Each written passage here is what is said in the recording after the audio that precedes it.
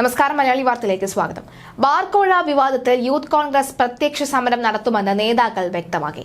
ഇന്ന് എക്സൈസ് മന്ത്രി M P രാജേഷിന്റെ ഓഫീസിലേക്ക് നോട്ടെണ്ണൽ യന്ത്രവുമായി യൂത്ത് കോൺഗ്രസ് മാർച്ച് നടക്കുകയാണ്. തിരുവനന്തപുരം ജില്ലാ കമ്മിറ്റിയുടെ നേതൃത്വത്തിലാണ് പ്രതിഷേധമെന്ന് യൂത്ത് കോൺഗ്രസ് സംസ്ഥാന അധ്യക്ഷൻ രാഹുൽ മാങ്കൂട്ടത്തിൽ ഫേസ്ബുക്കിൽ കുറിച്ചു. എന്നാൽ മന്ത്രി എം പി രാജേഷ് സ്വകാര്യ സന്ദർശനത്തിനായി കഴിഞ്ഞ ദിവസം ഓസ്ട്രേലിയയിലേക്ക് പോയിരിക്കുകയാണ്. മന്ത്രിക്കൊപ്പം കുടുംബവുമുണ്ട്. ജൂൺ 2-ന് അദ്ദേഹം തിരികെ എത്തുകയുമുള്ളൂ. ഇതിനിടെ ബാർക്കോഴയിൽ ജുഡീഷ്യൽ അന്വേഷണം ആവശ്യപ്പെട്ട പ്രതിപക്ഷം രംഗത്തെത്തിയിരിക്കുകയുമാണ്. ബാർക്കോഴയിൽ നിരന്തരമായ സമര പരിപാടികൾ തുടരുമെന്നും നിയമസഭയിൽ വിഷയം ഉന്നയിക്കുമെന്നും വി.ഡി. സതീശൻ വ്യക്തമാക്കിയിരുന്നു. 2 മന്ത്രിമാരും രാജിവെച്ച് ജുഡീഷ്യൽ അന്വേഷണം നേരിടണമെന്നും രണ്ടാം പിണറായി സർക്കാർ ഭരണത്തിൽ ബാറുകളുടെ എണ്ണം അനാവശ്യമായി വർദ്ധിപ്പിച്ചുവെന്നും പ്രതിപക്ഷ നേതാവ് ആരോപിച്ചിരുന്നു. ഇതിന് പിന്നാലെ ജുഡീഷ്യൽ അന്വേഷണം വേണമെന്ന ആവശ്യവുമായി മുസ്ലിം ലീഗ് നേതാവ് പി.കെ. കുഞ്ഞാലിക്കുട്ടിയും രംഗത്തെത്തിയിരുന്നു.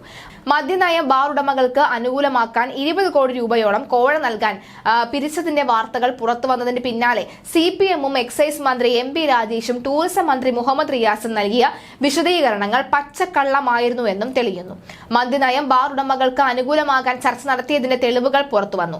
മദ്യനയത്തിലെ മാറ്റം എന്നത് മാത്രം അജണ്ടയാക്കി ടൂറിസം വകുപ്പ് യോഗം വിളിച്ചതിന്റെ രേഖകളാണ് ഇത്. ഇതോടെ CPM-ന്റെയും എക്സൈസ് ടൂറിസം മന്ത്രിയുടെയും കള്ളത്തരങ്ങൾ പുറത്താവുകയാണ്. മദ്യനയം ചർച്ച ചെയ്യാൻ ടൂറിസം വകുപ്പാണ് മെയ് 21-ന് യോഗം വിളിച്ചത്. മദ്യനയ മാറ്റവും നിർദ്ദേശങ്ങളും എന്നത് മാത്രമായിരുന്നു അജണ്ട. സൂം മീറ്റിംഗിൽ ടൂറിസം ഡയറക്ടറായിരുന്നു അധ്യക്ഷൻ.